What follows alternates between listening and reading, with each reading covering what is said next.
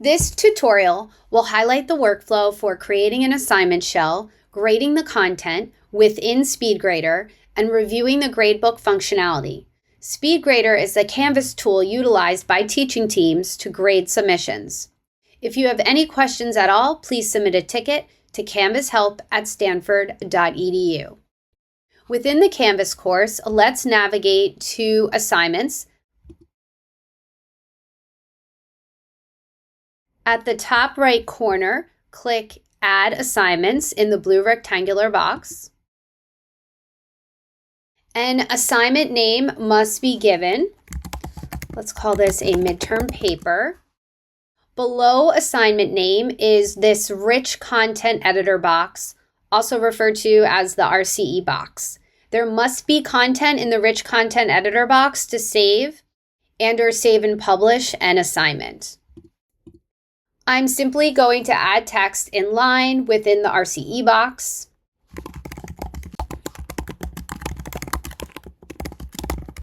Other options for adding content within the RCE box include adding links by clicking on the carets next to the corresponding icon. One may add links, images, media, upload documents. Upload document is taken from the desktop. Course documents are all documents already located in files. The RCE box may also expand by clicking on these three dots. Scrolling down to points.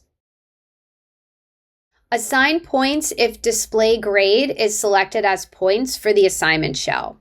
For instance, I'm going to leave the 50 points within here. However, when I click on the caret next to display grade as, these are the other grading options. Now, for submission type, in order for students to be able to submit content or a file upload to a specific assignment, the submission type must be selected for online. If this is the first time setting up an assignment, it may appear as no submission, but the options will expand once clicking on the caret within submission type fields and selecting online. There are different submission type options, but we highly recommend file upload. You may also select the number of submissions. Since, hypothetically speaking, this is my midterm paper, I'm going to keep submission types limited. Unlimited is also an option. Number of attempts, I'm going to select as 1. Scrolling down, there are group assignment options, peer review assignment options. I'm now going to speak to the Assign Access Assigned To box. The default option is assigned to everyone in the course. However, you may type in individual names. By clicking on the caret, you may also select sections. We highly recommend utilizing a due date and time. Once set, this will appear on the student's dashboard on the right side of the screen under their to-do list. So it's a very helpful reminder for students. So let's select a due date. Also, the default is typically set to 11:59 p.m. or 12 a.m. These times could cause unnecessary trouble when collecting assignments, so I'd recommend taking the time to drill down and select a more convenient time. Now, if only the due date field is completed, then students will be able to view the assignment and open it to access it and submit work to it at any time. The assignment shell may be locked down further by completing the available from time and until time. Once completing, students will only be able to access within the available from time and until time selected. We also recommend making the due date consistent with the until date and time. So let's complete these fields now. The until date and time I'm making consistent with the due date field. Do not forget to click Save and Publish or Save in the rectangle boxes at the bottom of the screen. I am clicking Save and Publish. Now we are going to submit work to this assignment shell as a student to ensure the assignment shell was set up correctly and students are able to submit work to this particular assignment shell. At the top right of the screen, there is an eyeglass icon that reads Enter Student View. Click on it, and a lovely pink fuchsia border appears, which denotes Student View. Click Start Assignment in the blue rectangular box. Now, a student can click on File Upload, which uploads the file directly from their desktop. The option also exists to upload from Google Drive LTI 1.3. Let's upload the file from the desktop by clicking on the arrow Upload File icon. Then click Choose the File. Locate that particular file and open. The file is now visible next to the Choose File bar. Students also have the ability to leave comments.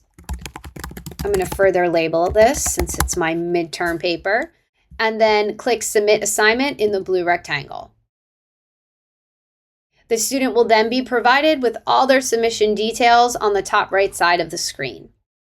Before continuing, do not forget to click Leave Student View on the bottom right side of the screen.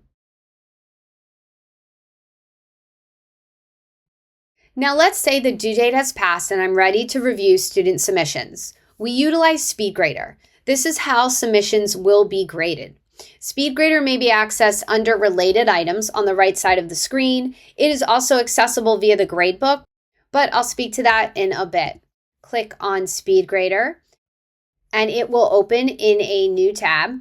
At the top of the screen, there is a red information box. We recommend always reading these information boxes first, for we utilize this space for pertinent information only.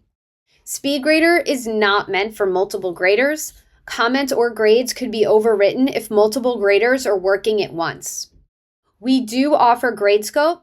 Gradescope works best for STEM courses, large section courses, or those with multiple graders. There has been a Gradescope update since the fall of 2024. In particular, a new Gradescope integration to the latest LTI 1.3. For more information, please submit a ticket to canvashelp@stanford.edu. The workflow for this integration is a bit different. I'm going to X out of the information box. Now, draw your attention to the top right of the screen. This is where you may toggle from one student view to another by clicking on these arrows. The ability also exists to annotate directly within the text. There are several options. By clicking on the bubble, one can leave comments directly in line. By clicking on the highlighter, one can highlight content. The color wheel is on the left side of the page. You can select the color of the highlighter if you'd like.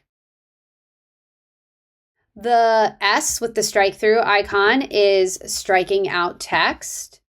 Simply highlight and strike out. The color wheel applies to the striking out as well. There's also a paintbrush. This would be more ideal, for instance, if you were working on an iPad. And then there is a square where content may be highlighted within that square frame and a comment may be left.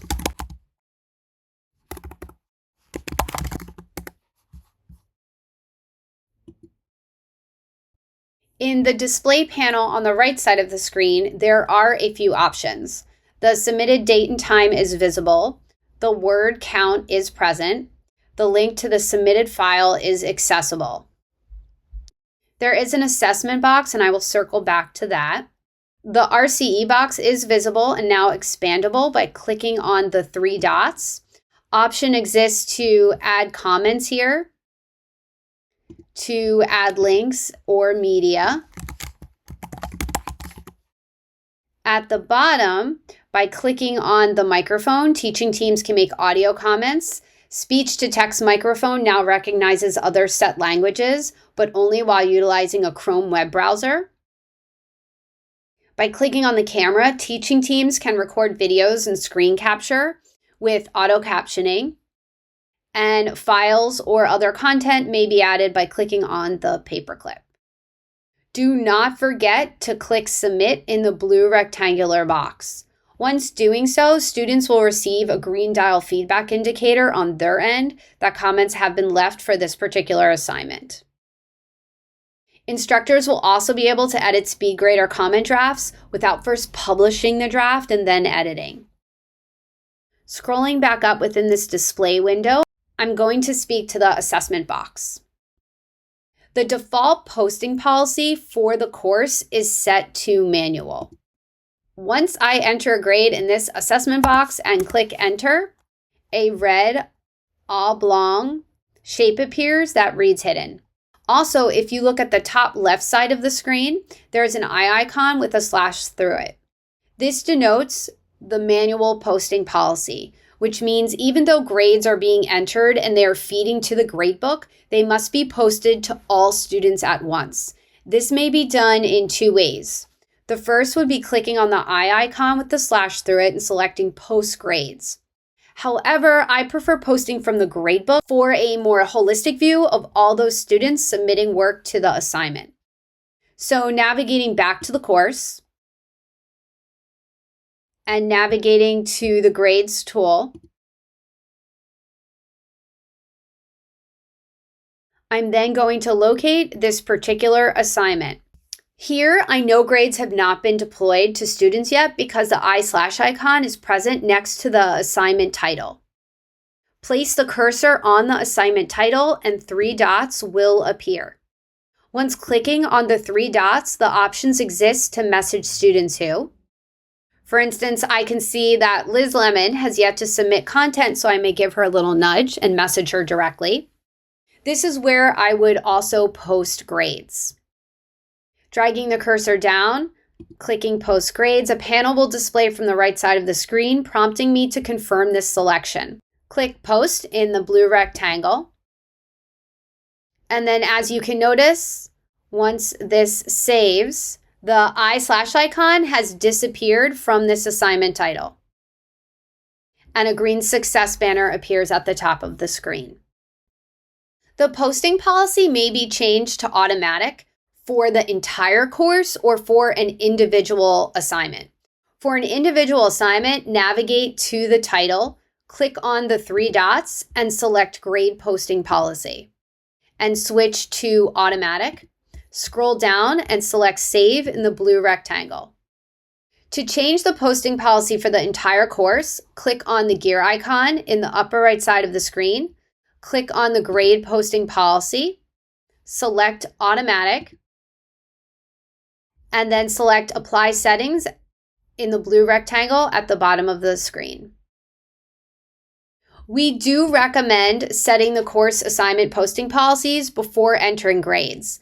As a best practice, we recommend setting the policies before an assignment with a due date becomes available.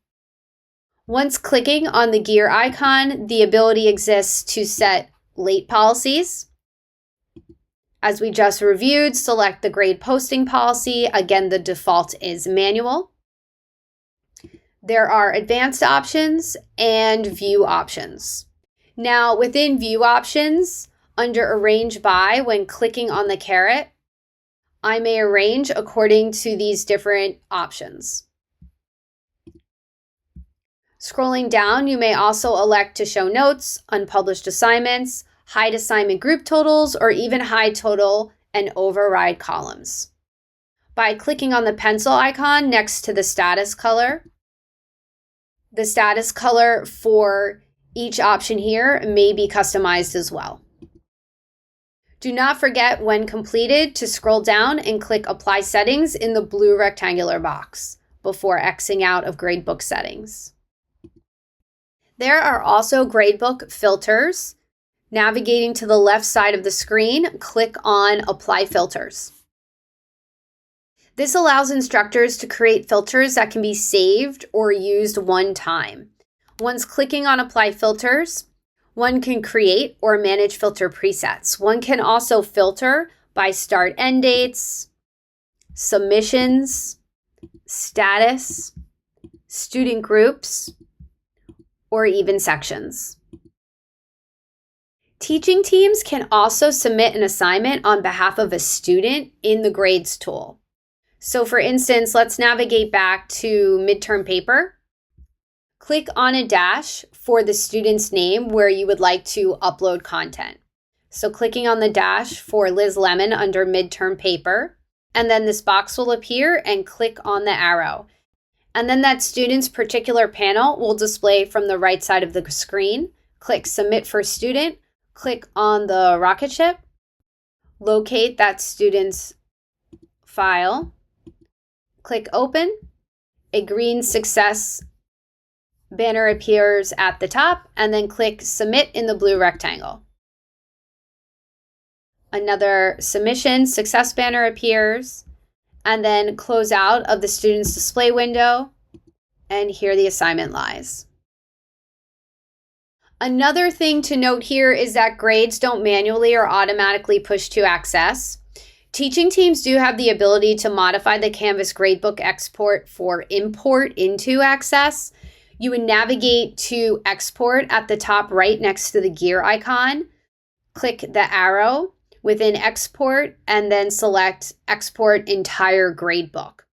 The grading scheme must be set up so students have a letter grade, and there are a few other fields that must be changed within the exported CSV file. So for more information regarding this process, please submit a ticket to canvashelp@stanford.edu. I hope this tutorial was helpful and that you have a lovely quarter.